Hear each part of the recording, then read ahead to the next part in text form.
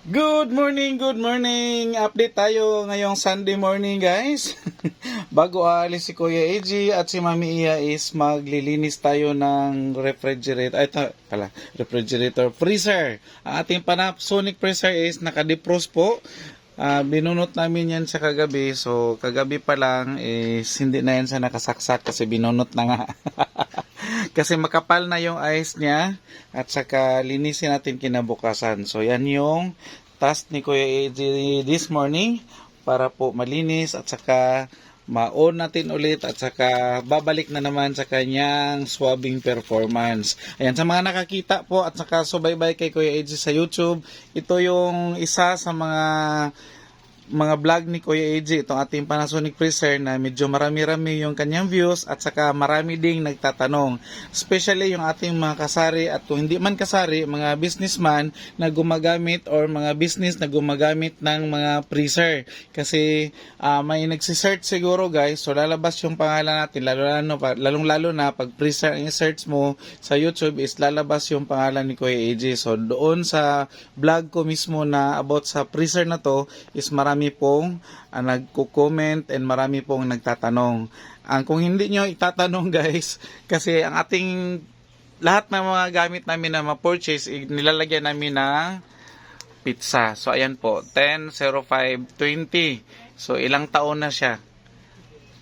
5 years, mag 5 years na. So ganun pa rin yung ating freezer, naka-ano pa rin siya guys, naka high performance pa rin siya. So malaking tulong sa amin kasi itong mga itong mga shelves na to 1, 2, 3, 4, 5, 6, 7 kung puno yan siya at saka nagawa namin siya ng early, kunyari today is gagawa kami ng maaga, kinabukasan is pwede mo na siyang ibenta mo na siya na yellow na matigas na. Kasi ang ginagawa namin, may nagtanong din daw, may nag-share din pala doon sa vlog ko na bakit hindi daw siya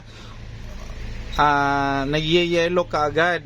Kasi ang ginawa nila siguro is nang i-on nila, diretso na rin silang maglagay ng mga ice tubig dyan.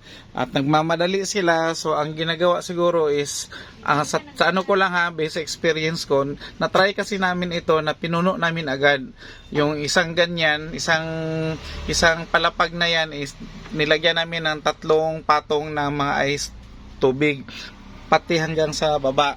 So ang resulta is wala pong tumigas. May tumigas pero doon lang sa pinaka first yung dumikit dito sa kanyang sa kanyang palapag. So ang ginawa namin, nagka-idea kami. So gagawin namin, ginagawa namin until now is naglalagay lang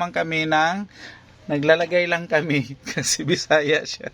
Naglalagay lang kami ng isang ganyan, isang layer ng ice tubig. Puno yan siya, tag isa-isa lang. Then pag tumigas na, saka mo siya ipatong doon sa matigas na rin na palapag, then gagawa ka ulit.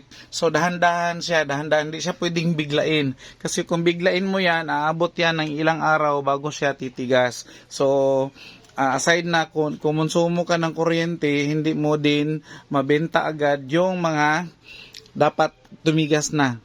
So mas mainam na isa-isahin mo siya. Although matrabaho pero makabenta ka kaagad kinabukasan kasi titigas yung dito. Lahat yan siya titigas. So pag matigas na, kukunin mo yung mga matitigas na, ipatong-patong mo or kung meron ka pang isang freezer or ilagay mo siya doon tapos lagay ka na naman ulit para mabilis ang bintahan, mabilis ang kitaan, and mabilis lang din yung pagyeyelo niya. Ayan po. So, mas mahinam talaga na mayroon kang technique na i-employ, lalong-lalo na pag mga ganito. Kasi, yun ang kadalasang comment, bakit daw hindi nagyeyelo kaagad, ano daw ginagawa namin, sa kanila daw, matagal daw magyelo. Kasi sa tingin ko lang ha, hindi na ako nag-reply doon sa mga tanong. Sa tingin ko lang, yun ang ginawa nila, binigla nila. So hindi rin siya bigla na ice agad. So kailangan mo siyang dahan-dahanin. Sabi nga sa kanta, hinay-hinay lang or dahan-dahan lang. Yun.